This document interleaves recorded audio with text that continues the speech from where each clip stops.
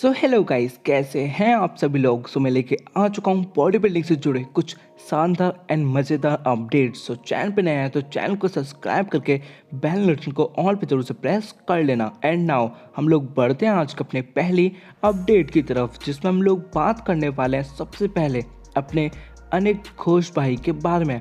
तो अनिक घोष भाई रिसेंट में अब अपने ऑफ सीजन में जा चुके हैं एंड ऑब्वियसली वो अपनी गेनिंग फेज को कर रहे हैं अब।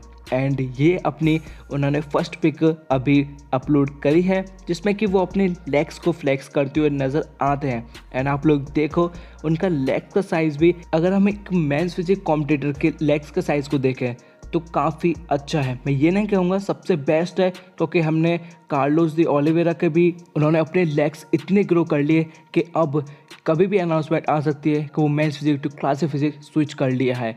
सो यहाँ पे आप लोग देखो अनिक घोष भाई भी अपने लेग्स के साइज़ दिखा रहे हैं एंड डेफिनेटली अपने लेग्स का साइज़ भी मेंटेन रखना एक मेंस फिजिक का ही पार्ट है, क्योंकि आप लोग को पता होगा जो शॉट्स को अपने नी से ऊपर जब किया था आईबीपी ऑफिशियल्स ने, तब उनका मोटिव यही था उस शॉट्स को नी से ऊपर करने का कि जो लेग्स का साइज़ है, जो थाई का साइज़ है, वो एटलीस्ट विजिबल हो, ताकि जो एथलीट है, जो मेंस फिजिक एथलीट है, उसकी बैलेंस फिजिक कितनी है वो आप लोग को पता लग सके। तो ये मेन रीज़न था। बाकी अभी सब कुछ परफेक्ट चल रहा है अपने अनिक घोष भाई का, लेट्स सी।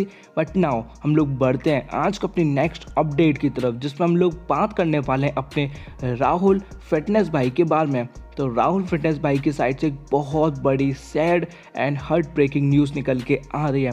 एंड वो न्यूज़ ये है, जैसे आप लोग को पता हो रिसेंट में वो चाइना प्रो शो कॉम्पीट करने जा रहे थे, जिससे वो 3 डेज आउट थे। बट रिसेंट में उन्होंने क्या अनाउंसमेंट किया है, चलिए जैसे कि आप लोगों को पता है कि मैं चाइना शो खेलने जा रहा था और भाई आज वीज़ा की कंफर्मेशन आनी थी और मेरे पास चाइना एम्बेसी से कॉल आता है कि आपका वीज़ा कैंसिल हो गया है और रीज़न अभी पता नहीं है। उन्होंने कल मुझे बुलाया है।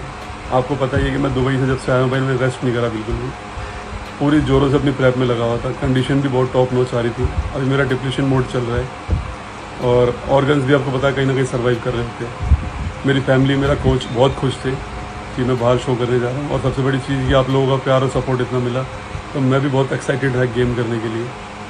और भाई आपको पता ही है कि फैमिली भी बहुत सर्वाइव करती है, पैसा ही बहुत लगता है, आपके ऑर्गन्स पे लोड भी बहुत होता है, लेकिन फिर भी मैंने ये शो प्लान किया और फाइनली भाई हुआ क्या, वीज़ा कैंसिल हो गया। शायद परमात्मा को यही मंजूर है। मुझे दुख बहुत हो रहा है तो मैं ज़्यादा कुछ बोल नहीं पाऊँगा, लेकिन जो भी आगे के शो होंगे वो आप लोगों को पता चल जाएगा।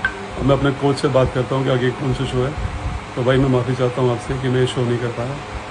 ये वीज़ा इशू लिटरली एथलीट को काफ़ी ज़्यादा डिप्रेस कर देता है। एंड सबसे बड़ी चीज़ कि वो वीज़ा का तभी मना करते हैं कि आपका वीज़ा रिजेक्ट हो गया है, जब आप कुछ कर ही नहीं पाओ, आपके पास कुछ सेकंड ऑप्शन ही नहीं बचे। एंड हम लोग को ध्यान है राहुल फिटनेस भाई ने अराउंड जून या जून से पहले ये अनाउंस कर दिया था कि उन्होंने 5 कंट्री का वीज़ा लगाया, जिसमें से कुछ कंट्री का वीज़ा उनके पास आ भी चुका है। अब इसमें से चाइना थी या फिर नहीं, या फिर चाइना के लिए कब उन्होंने अप्लाई किया था वीज़ा के लिए, वो अभी तक कुछ भी पता नहीं है। बाकी देखते हैं आप क्या करते हैं अपने राहुल फिटनेस भाई। नाउ हम लोग बढ़ते हैं आज को अपनी नेक्स्ट अपडेट की तरफ, जिसमें हम लोग बात करने वाले हैं after a long long time अपने इमरान खान भाई के बारे में। तो इस साल तो उनका कंप्लीट ईयर ही निकल गया, क्योंकि अब से ठीक 2 से 3 प्रो शो ही बचे हैं, जिसमें अगर वो कॉम्पीट भी करते हैं तो वो क्वालिफाई कर पाएंगे या फिर नहीं, वो भी कंफर्मेशन नहीं है। बस 3 ही प्रो शो बचते हैं।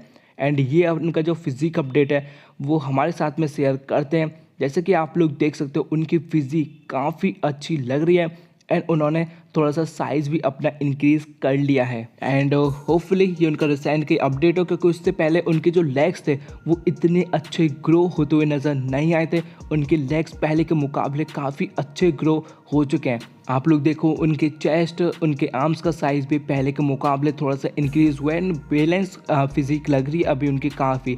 बात करें उनके शो की, तो इस साल उनके साथ में थोड़े से हेल्थ इश्यूज रहे थे, उनको डाइजेशन प्रॉब्लम रही थी।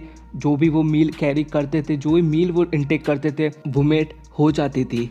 तो ये उनका रीज़न था इस बार शो ज़्यादा कॉम्पीट ना करने का एंड शो ही कॉम्पीट ना करने का। अदरवाइज उन्होंने प्रीवियस ईयर 2023 के अंदर तो starting of the year he Saudi classic के अंदर कॉम्पीट करते नजर आए थे एंड आई थिंक सो उसमें वो टॉप 5 तो क्रैक कर गए थे, या तो उनकी 5th प्लेसिंग या 3rd प्लेसिंग आई थी। बाकी इस साल तो अब वो कॉम्पीट नहीं करेंगे एंड देखते हैं नेक्स्ट ईयर के उनके क्या प्लान्स रहते हैं। बाद बाकी हम लोग बढ़ते हैं अब डायरेक्टली कुछ इंटरनेशनल एंड उनकी न्यूज़ एंड अपडेट्स की तरफ, जिसमें हम लोग सबसे पहले बात करने वाले हैं पैट्रिक म्यूर के बारे में। तो पैट्रिक म्यूर भी इस साल अपना ऑफ सीज़न ही कर रहे हैं ऑलमोस्ट। उन्होंने कोई अनाउंसमेंट तो नहीं करी है कि ये उनका कम्प्लीटली ऑफ रहेगा इस ईयर, बट यहाँ पे वो हम लोग को फिजिक अपडेट शेयर करते हैं, जिसमें कि देख सकते हो एक अच्छे खासे फिजिक को हम लोग को दिखाते नज़र आ रहे हैं। आप लोग उनके चेस्ट पे फोकस कर सकते हो, उनके शोल्डर पे फोकस कर सकते हो, उनके लेग्स काफ़ी अच्छी हम लोग को देखने को मिल रही हैं एंड एक ड्राई एक हार्ड फिजिक हम लोग को देखने को मिल रही है। बट मेरा ये कंसर्न है, मेरा ये मानना है कि उनका रिसेंट का अपडेट नहीं हो सकता, क्योंकि रिसेंट में वो अपने I think so of season को कर रहे हैं एंड वो अभी भी ऑफ सीज़न में ही हैं, क्योंकि उनका साइज़ उनके वर्कआउट वीडियो से पता चलता है एंड ये जो अपडेट है उसमें वो साइज़ हम लोग को देखने को नहीं मिल रहा। तो डेफिनेटली ये उनका रिसेंट का अपडेट नहीं है एंड अगली साल ही नेक्स्ट ईयर ही वो हम लोग को कुछ करते हुए नज़र आए। साल तो नहीं आने वाले वो ओलंपिया के अंदर। बाकी हम लोग बढ़ते हैं आज का अपनी नेक्स्ट अपडेट की तरफ, जिसमें हम लोग बात करने वाले हैं राफेल ब्रांडाओ के बारे में। जी हाँ गाइज, अगेन हम लोग बात करने वाले हैं क्योंकि इनका मोस्ट रिसेंट फिजिक अपडेट आ चुका है एंड कल की वीडियो में जो हमने देखा था वो उनका रिसेंट का अपडेट था, बट कब का था वो पता नहीं। बट यहाँ पे ये उनके मोस्ट रिसेंट फिजिक अपडेट मैं आप सभी लोगों के लेके आ चुका हूँ, जिसमें कि आप लोग देखोगे उनके चेस्ट उनके शोल्डर में फाइबर्स धीरे धीरे दिखना चालू हो चुके हैं। उनकी फिजिक पहले से हम लोग को फुलर नज़र आ रही है एंड डे बाई डे आप लोग देखना कितनी फास्ट वो अपनी बॉडी को ड्राई एंड डिप्लेशन मोड के अंदर लेके जाते हैं एंड डेफिनेटली उनका उतना पोटेंशियल है कि अपनी फिजिक को बहुत जल्दी वो हार्डनेस वो ड्राइनेस कैरी करते हुए नज़र आए, जैसे कि अभी उनके अदर कॉम्पिटिटर चल रहे हैं 10 वीक्स आउट या 9 वीक्स आउट। बाकी देखते हैं इस बार वो कैसा पैकेज लेके आते हैं। सबसे बड़ी चीज़ कि इस साइज़ पे जो उन्होंने न्यू साइज़ गेन किया है उस पर वो कितनी अच्छी मसल कैरी कर पाते हैं। बाकी नाउ हम लोग बढ़ते हैं आज को अपने नेक्स्ट अपडेट की तरफ, जिस पर हम लोग बात करने वाले हैं ब्रायन एंसली के बारे में। तो जैसे गाइस आप सभी लोगों को पता है ब्रायन एंसली दुबई प्रो शो से पहले उतनी ज़्यादा डिप्लीशन उतने ज़्यादा ड्राई उतने ज़्यादा हार्ड नहीं दिख रहे थे। तो बहुत सारे लोग बोल रहे थे क्या उनको हारना है एक ऐसे बॉडी बिल्डर या कॉम्पिटिटर से जो कि टॉप 10 के आसपास भी हम लोग को नहीं देखने को मिल रहा है, क्योंकि डेफिनेटली टॉप 10 के अंदर कोई भी वहाँ पे ओलंपियन नहीं था दुबई प्रो शो के अंदर एंड उसके क्लास फिजिक्स लाइनअप के अंदर। बट उनका जो प्लान था वो कुछ और ही था एंड उसका जो रिजल्ट वो भी हम लोग को कुछ और ही देखने को मिला।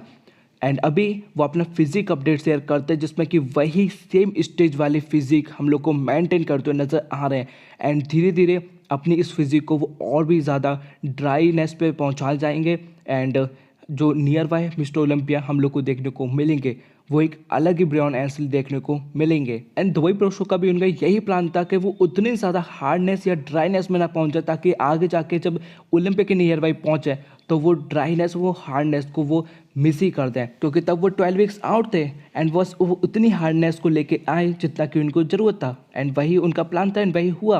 बाकी देखते हैं आए क्या होता है। एंड अब हम लोग बात करने वाले हैं कि इंडिया का एक बहुत बड़ा लॉस हो चुका है, वो है विनेश फोगाट के रूप में। ट्यूसडे नाइट में उनका सिल्वर मेडल कंफर्म था एंड वेडनेसडे मॉर्निंग में हम लोग को पता चलता है कि वो पेरिस ओलंपिक से डिस्क्वालीफाई हो चुकी हैं एंड उनके ऊपर अपने जो सिद्धांत जायसवाल भाई हैं उन्होंने भी अपने रिएक्शन दिए हैं। चलिए देखते हैं उन्होंने क्या बोला है। आपका डाइटिशियन हो गया, आपका डॉक्टर हो गया, आपका फिजियो हो गया, हर एक पर्सन हो गया और एक एक एथलीट के साथ बहुत सारे लोग जो है लगे रहते हैं।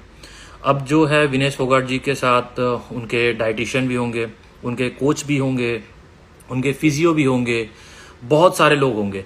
अब ऐसा है नहीं कि वेट आपका मतलब आपको कॉल आया कि अभी वेट देना है और चलो चलो चलो अभी करते हैं। ये ओलंपिक है, यहाँ पे एक एक चीज जो है ना वो टाइम पे होता है, एक एक चीज डिसिप्लिन। गेम का मतलब ही क्या होता है कि आप डिसिप्लिन को, आप एक स्पोर्ट्स पर्सन हो, आप डिसिप्लिन को रिप्रेजेंट कर रहे हो, ठीक है। तो अगर आपका वेट ओवरनाइट, तो मतलब जब आपको पता है कि 100 ग्राम 200 ग्राम ऊपर नीचे फ्लैक्चुएट होता है तो आपको पहले से ही प्रिपेयर करके आपको जाना चाहिए। कम से कम जो है 1 किलो का मार्जिन लेके अगर आप 50 केजी में आप खेल रहे हो तो आपको 1 केजी का मार्जिन लेके जाना चाहिए, क्योंकि आपको मालूम है 100 ग्राम 200 ग्राम बॉडी वेट फ्लक्चुएट होता है। बट यहाँ पे रीजन ये है कि वो 53 केजी में लास्ट ओलंपिक उन्होंने खेला था, तो मतलब ऑलरेडी उन्होंने काफी ज्यादा वेट ड्रॉप किया था, और वेट ड्रॉप करने के बाद फिर ये 50 केजी में क्वालिफाई हुई, और फिर 50 केजी में जो उनको वेट जो उनको मेंटेन करना था वो बहुत ज्यादा डिफिकल्ट हो रहा था, क्योंकि बहुत सारे मैंने न्यूज वगैरह भी देखे तो उसमें ये हो रहा था कि जो उनके कोचेस थे और जो कि बाकी सारे लोग थे उनको ये हो रहा था कि उनका बाल कटाया जाए या उनका ब्लड जो है निकाला जाए ताकि वेट पॉइंट पे आए और नीचे आए। तो एक चीज वो न्यूज देख के मुझे ये पता चला कि लोगों को पहले से पता था कि वेट फिक्स नहीं हो रहा है, ठीक है, तो वेट नहीं आ रहा है ऑन पॉइंट। तो हम लोग क्या कर सकते थे उस टाइम पे, उनके कोच या टीम इंडिया के जितने भी लोग थे वो लोग ये कर सकते थे कि हम लोग नहीं कॉम्पीट करेंगे, तो वेट देंगे ही नहीं। अगर आप वेट नहीं देते तो आप एक तरीके से मतलब सिल्वर आपका फिक्स हो जाता और आपको वो डिस्क्वालिफिकेशन नहीं होता।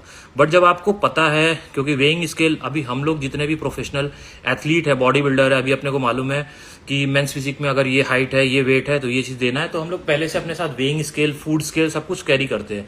और हम लोग जब वेट देना होता है उसको वहां पे जाने के पहले ही कई बार चेक करते हैं और 1 किलो का कम से कम मार्जिन लेके चलते हैं। तो जब आप सब कुछ कोशिश कर लिए, जब वेट नीचे नहीं जा रहा है, आपको बाल काटने का नौबत आ गया, आपको ब्लड निकालने का नौबत आ गया, सब कुछ आ गया, तो आपको पता था कि नीचे नहीं जा रहा है, तो आपको वे ही नहीं देना चाहिए था। मेरे भी यही थॉट्स एंड ओपिनियंस हैं कि उनकी जो डाइटिशियन है उन्हीं की साइड से बहुत बड़ी उनकी मील को देने में बहुत बड़ी प्रॉब्लम हुई है। एंड सबसे बड़ी मिस्टेक यही है, जबकि जब इंडियन गवर्नमेंट उनको बहुत अच्छा पे ऑफ करती है, लेकिन उसके बावजूद भी ऐसा हम लोग को रिजल्ट देखने को मिलता है। अपने एथलीट वो भी 100 ग्राम्स के ओनली मार्जिन से वो डिस्क्वालीफाई हो जाते हैं। लिटरली बहुत बड़ा सेटबैक है इंडिया के लिए। और ऑल्सो इस मॉर्निंग एक बहुत बड़ी और भी हम लोग को बैड न्यूज़ देखने को मिलती है, वो ये कि विनेश फोगाट ने अब अपना जो रिटायरमेंट है ऑफिशियली अनाउंस कर दिया है। बाकी लेट्स से गाइज आगे अब क्या होता है। सो गाइज आज की इस वीडियो के अंदर तो सिर्फ इतनी अपडेट्स थे। अगर चैनल पे पहली बार आए तो चैनल को सब्सक्राइब करके बेल नोटिफिकेशन को ऑल पे जरूर से प्रेस कर लेना। एंड मैं मिलता हूं आपसे नेक्स्ट वीडियो के साथ में, तब तक के लिए बाय गाइज।